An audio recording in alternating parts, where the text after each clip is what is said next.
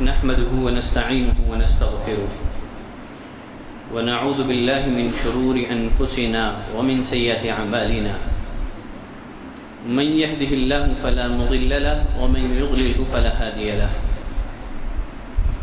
وأشهد أن لا إله إلا الله وحده لا شريك له وأشهد أن محمدا عبده ورسوله يا أيها الذين آمنوا اتقوا الله حق تقاته ولا تموتن إلا وأنتم مسلمون يا أيها الناس اتقوا ربكم الذي خلقكم من نفس واحدة وخلق منها زوجها وبث منهما رجالا كثيرا ونساء واتقوا الله الذي تساءلون به والأرحام إن الله كان عليكم رقيبا يا أيها الذين آمنوا اتقوا الله وقولوا قولا سديدا يصلح لكم أعمالكم ويغفر لكم ذنوبكم ومن يطع الله ورسوله فقد فاز فوزا عظيما أما بعد فإن أصدق الحديث كتاب الله وأحسن الهدي هدي محمد صلى الله عليه وسلم وشر الأمور محدثاتها وكل محدثة بدعة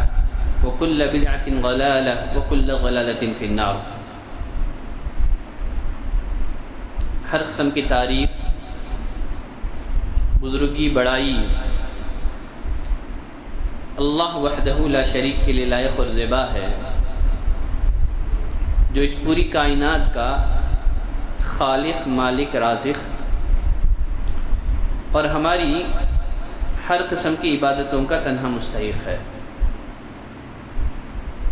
لاکھوں درود و سلام ہو اس دنیا میں بھیجے گئے فردن سارے ہی انبیاء اکرام پر، خصوصیت کے ساتھ ہمارے اور آپ کے آخری نبی امام المرسلین رحمت للعالمین جناب محمد صلی اللہ علیہ وسلم پر. برادران اسلام، عزیز دوستوں،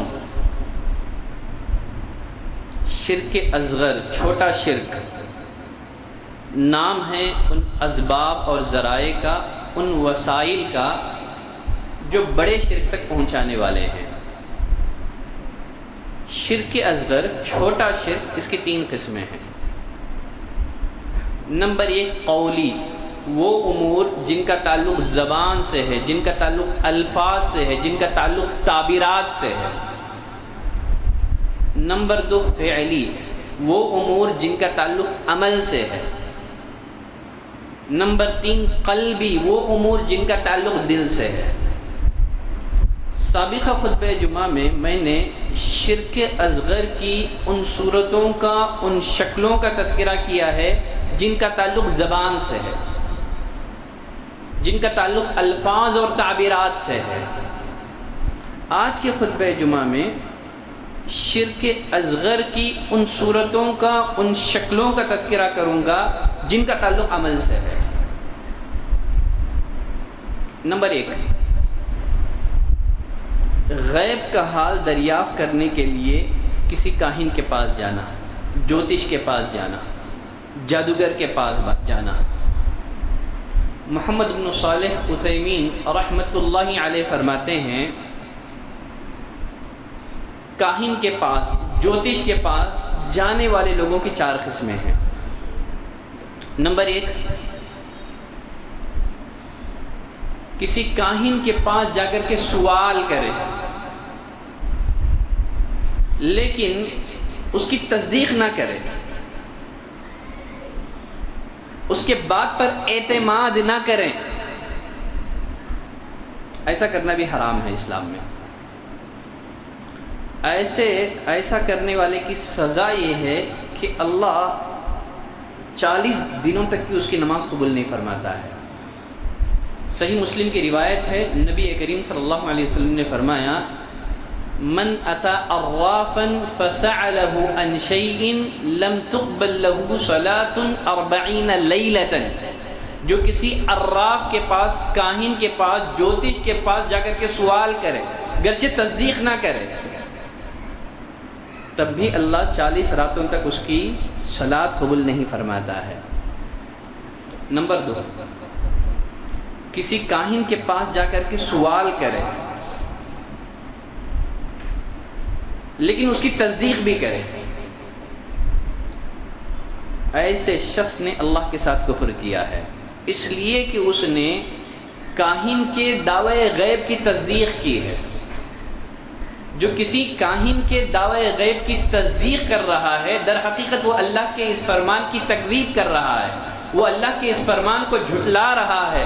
قُلْ لَا يَعْلَمُ مَنْ فِي السَّمَاوَاتِ وَالْأَرْضِ الْغَيْبَ إِلَّا اللَّهُ، اے نبی آپ کہہ دیجئے آسمان والوں اور زمین والوں میں اللہ کے علاوہ کوئی غیب نہیں جانتا ہے۔ وہ کاہن کو، جوتش کو اللہ کے علم غیب میں شریک بنا رہا ہے۔ اسی لیے نبی کریم صلی اللہ علیہ وسلم نے فرمایا من عطا کاہنا او عرافا، جو کسی کاہن کے پاس جائے، عراف کے پاس جائے۔ کاہن وہ ہے جو مستقبل کے بارے میں بتاتا ہے، جو فیوچر کے بارے میں بتاتا ہے۔ عراف وہ ہے جو پاسٹ کے بارے میں بتاتا ہے۔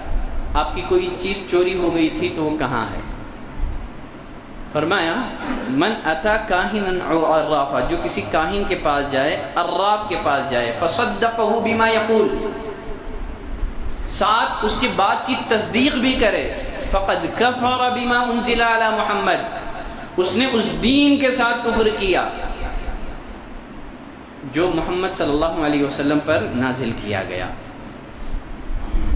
کاہن کے پاس جانے والے لوگوں کی تیسری قسم، جو کسی کاہن کے پاس جا کر کے سوال کرے تاکہ اس کا امتحان لیں، آیا وہ سچا ہے یا جھوٹا، یہ جائز ہے۔ نمبر 4، جو کسی کاہن کے پاس، جوتش کے پاس، جادوگر کے پاس جا کر کے سوال کرے تاکہ اس کے جھوٹ اور مکر و فریب کا پردہ فاش کیا جا سکے۔ شیخ محمد بن صالح عثیمین رحمۃ اللہ علیہ فرماتے ہیں یہ مطلوب ہے، بلکہ بعض صورتوں میں یہ واجب ہے۔ علماء حق کی ذمہ داری یہ ہے کاہنوں کے پاس جائیں، ان سے سوال کریں، ان کے جھوٹ اور ان کے مکر و فریب کا پردہ لوگوں کے سامنے فاش کریں تاکہ لوگ ایسے لوگوں سے باز رہے، تاکہ لوگوں کے عقیدوں کی حفاظت ہو سکے۔ بہت سارے لوگوں کو جب کسی کاہن کے پاس، جوتش کے پاس جانے سے منع کیا جاتا ہے، روکا جاتا ہے، تو فوراً جواب کیا آتا ہے، مولانا ہم فلاں جوتش کے پاس گئے تھے، فلاں بابا کے پاس گئے تھے تو ہم کو شفا حاصل ہو گئی۔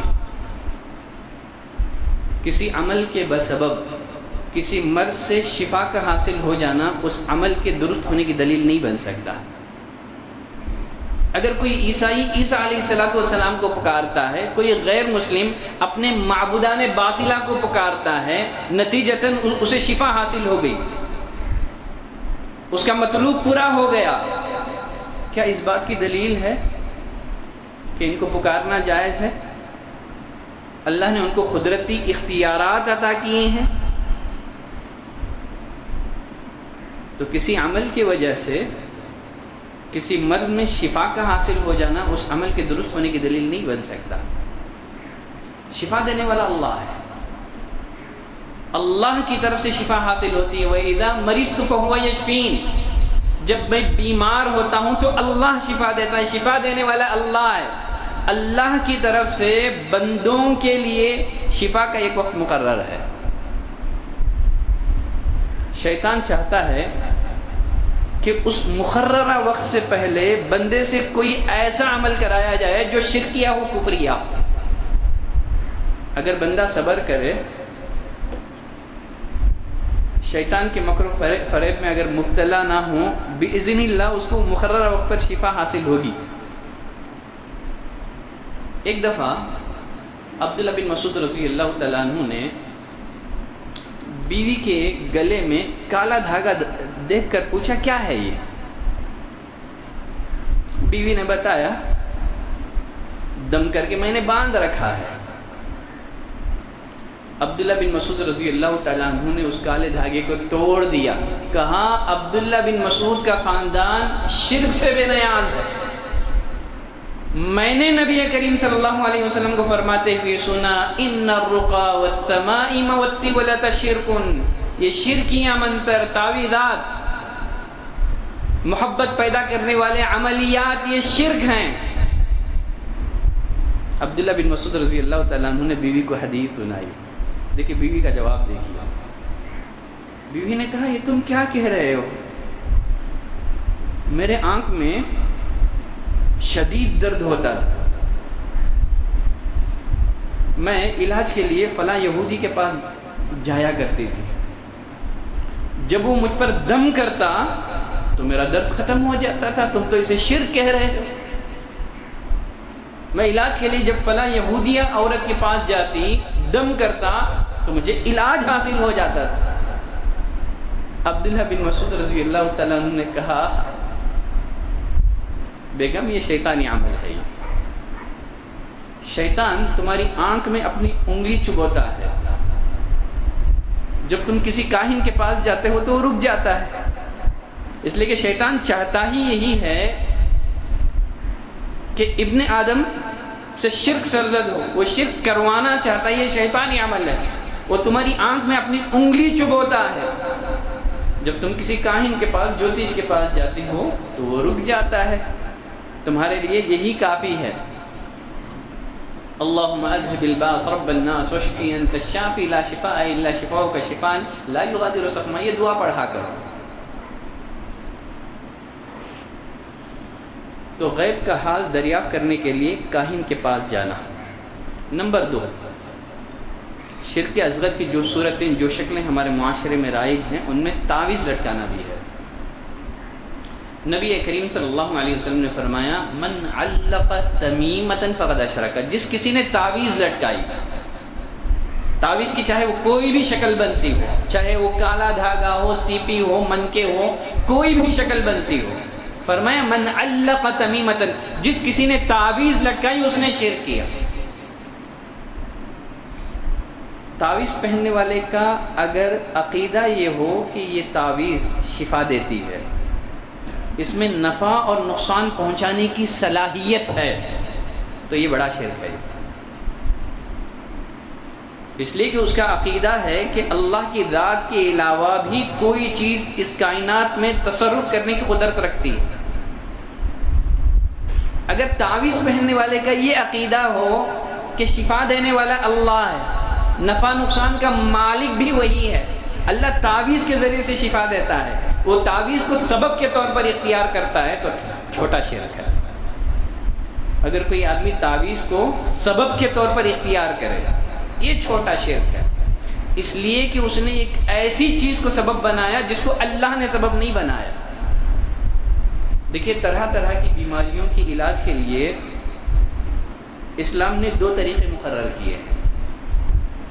پہلا طریقہ ہے قدرتی علاج، قدرتی اسباب، قدرتی علاج، دواؤں کے ذریعے سے، میڈیسنز کے ذریعے سے علاج کرنا.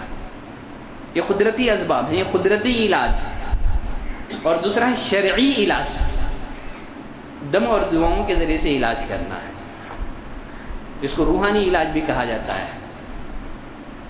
تعویذ پہننا نہ یہ قدرتی علاج میں ہے، نہ یہ شرعی علاج میں ہے. قدرتی علاج میں اس لیے نہیں ہے کہ آج تک کسی ڈاکٹر نے، چاہے وہ آیورویدک ہو، ہومیوپیتھک ہو، آج تک کسی ڈاکٹر نے اپنے مریض کو تعویذ پہننے کا مشورہ نہیں دیا ہے، تو یہ قدرتی علاج میں نہیں ہے. اور یہ شرعی علاج میں بھی شامل نہیں ہے، اس لیے کہ نبی کریم صلی اللہ علیہ وسلم نے شرک سے تعبیر کیا ہے. فرمایا من علق تمیمۃ فقد اشرک، جس کسی نے تعویذ لٹکائی اس نے شرک کیا. شرک کی جو شکلیں، جو صورتیں ہمارے معاشرے میں رائج ہیں، ان میں ایک بدشگونی بھی ہے. بدشگونی کا مطلب کسی چیز کو اپنے لیے یا اپنی زندگی کے لیے برا تصور کرنا ہے، کسی چیز کو منحوس سمجھنا ہے. زمانے جاہلیت میں بدشگونی کی مختلف طریقے رائج تھے، مختلف صورتیں رائج تھی زمانے جاہلیت میں. پرندے کے دائیں جانب اڑنے سے اچھا شگون لیتے تھے، بائیں جانب اڑنے سے برا شگون لیتے تھے. پرندوں کے علاوہ کچھ مخصوص جانوروں سے بھی بدشگونی لیا کرتے تھے. ہرن اگر دائیں جانب دوڑتا تو اچھا شگون لیتے تھے، بائیں جانب دوڑتا تو برا شگون لیتے تھے. اس کے علاوہ مختلف پرندوں اور جانوروں کی بولیوں سے بھی یہ بدشگونی لیا کرتے تھے. جیسے کوے کی آواز ہے، الو کی آواز ہے، اس کو بھی نحوست کی علامت سمجھتے تھے. اب اگر کوا پکار دے، اگر گھر کے چھت پر اگر الو چیخ دے تو اس کو بھی نحوست تصور کیا کرتے تھے. اور زمانے جاہلیت میں مخصوص مہینوں کو، دنوں کو، تاریخوں کو بھی منحوس سمجھا جاتا تھا. جیسے زمانے جاہلیت میں یہ جو مہینہ ہے سفر کا مہینہ ہے، زمانے جاہلیت میں سفر کے مہینے کو منحوس تصور کیا جاتا تھا. اس میں یہ لوگ تجارتی اسفار سے باز رہتے تھے. خود موجودہ دور میں بھی بہت سارے مسلمان سفر کے مہینے کو منحوس تصور کرتے ہوئے شادیاں نہیں کرتے. بدشگونی کی جتنی بھی شکلیں تھیں، جتنی بھی صورتیں تھیں، نبی کریم صلی اللہ علیہ وسلم نے ان تمام شکلوں کو، ان تمام صورتوں کو حرام اور باطل قرار دیا ہے. نبی کریم صلی اللہ علیہ وسلم نے فرمایا لا عدوہ، کوئی بیماری متعدی نہیں ہوتی، بذات خود متعدی نہیں ہوتی. کسی بیماری میں اتنی طاقت نہیں ہے کہ اللہ کی اذن کے بغیر دوسرے انسان پر اثر انداز ہو سکے. لا عدوہ، کوئی بیماری بذات خود مؤثر نہیں ہے، متعدی نہیں ہے. فرمایا ولا طیرۃ، بدشگونی کی کوئی حقیقت نہیں ہے. ولا ہامہ، الو کو برا خیال کرنا اس کی بھی کوئی حقیقت نہیں ہے. ولا سفر، نہ سفر کا مہینہ منحوس ہے. بلکہ ایک حدیث میں نبی کریم صلی اللہ علیہ وسلم نے فرمایا من ردت الطیرۃ من حاجۃ فقد اشرک. اگر کوئی بدشگونی کے چلتے، بدشگونی کی وجہ سے اپنے کسی کام سے، اپنے کسی ارادے سے رک جائے، اس نے شرک کیا. آدمی جا رہا تھا، راستے سے کالی بلی گزر گئی، اس نے فوراً سفر کے ارادے کو منقطع کر دیا. فرمایا من ردت الطیرۃ من حاجۃ، جو بدشگونی کی وجہ سے اپنے کسی کام سے، اپنے کسی ارادے سے رک جائے، اس نے شرک کیا. صحابہ نے پوچھا اللہ کے رسول اس کا کفارہ کیا ہے؟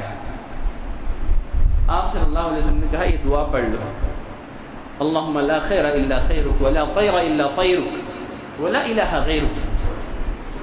اللہ خیر تیرے ہی طرف سے حاصل ہوتا ہے اور شر بھی تو ہی پہنچانے والا ہے، تیرے ہی طرف سے لاحق ہوتا ہے، تیرے علاوہ کوئی معبود نہیں ہے.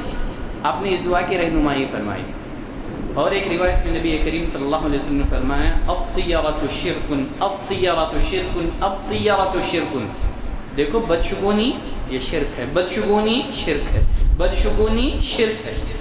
پھر آپ صلی اللہ علیہ وسلم نے فرمایا ہم میں سے ہر انسان کے دل و دماغ میں بسا اوقات برا خیال آ جاتا ہے، وہم آ جاتا ہے. اگر اللہ کی ذات پر توکل ہو تو توکل، یہ جو وہم ہمارے دلوں میں آتا ہے، برا خیال ہمارے دلوں میں آتا ہے، کسی چیز کے منحوس ہونے کا خیال جو ہمارے دل میں آتا ہے، اگر اللہ کی ذات پر ہمارا توکل ہو، اگر ہمارا عقیدہ ہو کہ وہی نافع ہے، وہی ضار ہے، تو پھر توکل کے ذریعے سے وہ وہم ختم ہو جاتا ہے. یقیناً نبی کریم صلی اللہ علیہ وسلم نے ان لوگوں کے لیے عظیم خوشخبری سنائی ہے جو بدشگونی سے بچتے ہیں. ایک طویل حدیث ہے، طویل حدیث کا ایک ٹکڑا. نبی کریم صلی اللہ علیہ وسلم نے فرمایا مجھے میری امت دکھائی گئی. فرمایا میری امت میں سے 70,000 افراد ایسے ہیں جو بلا حساب و کتاب کے جنت میں جائیں گے. اب جو بلا حساب و کتاب کے جو جنت میں جانے والے ہیں 70,000 افراد. دیکھیں تعداد 70,000 نہیں ہے، بلکہ نبی کریم صلی اللہ علیہ وسلم نے دعا کی، آپ کی دعا کے نتیجے میں یہ تعداد اور بڑھا دی گئی. بتایا گیا آپ کو 70,000 میں سے ہر 1000 کے بدلے مزید 70,000، یہ تعداد بڑھا دی گئی.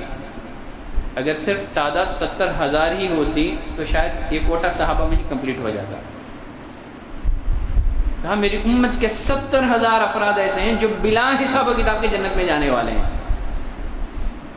اب وہ کون ہیں، ان کے اوصاف کیا ہیں، ان کے صفات کیا ہیں؟ نبی کریم صلی اللہ علیہ وسلم نے ان کا سب سے پہلا وصف یہ بیان کیا، جو بدشگونی نہیں لیتے ہیں، لا یتطیرون، بدشگونی نہیں لیتے ہیں، کسی چیز کو منحوس نہیں سمجھتے ہیں۔ نحوست ہمارے اعمال میں ہے۔ انسان کو چاہیے کہ گناہوں سے باز رہے، اللہ کی نافرمانیوں سے باز رہے، تو کسی چیز کو منحوس تصور کرنا، سفر کے مہینے کو منحوس سمجھ کر شادیاں نہ کرنا، یہ سب شرک کی قسمیں ہیں جو آج ہمارے معاشرے میں رائج ہیں۔ ہم کو ان سے بچنا چاہیے۔ بقیہ شرک اصغر کی وہ شکلیں جن کا تعلق دل سے ہے، انشاءاللہ آنے والے خطبہ جمعہ میں اس پر گفتگو کروں گا۔ اللہ سے دعا کرتے ہیں کہ پروردگارہ، شرک چاہے چھوٹا ہو چاہے بڑا ہو، اے اللہ ہر قسم کے شرک سے تو ہماری حفاظت فرما، ہمارے ایمان کی حفاظت فرما، توحید پر ہمیں ثابت قدمی عطا فرما۔ جب تک ہم کو زندہ رکھ، اسلام ایمان احسان پر زندہ رکھ، اور ہمارا خاتمہ ہو تو اسلام ایمان احسان پر ہو۔ سبحانک اللہم و بحمدک، اشہد ان لا الہ الا انت، استغفرک و اتوب الیک۔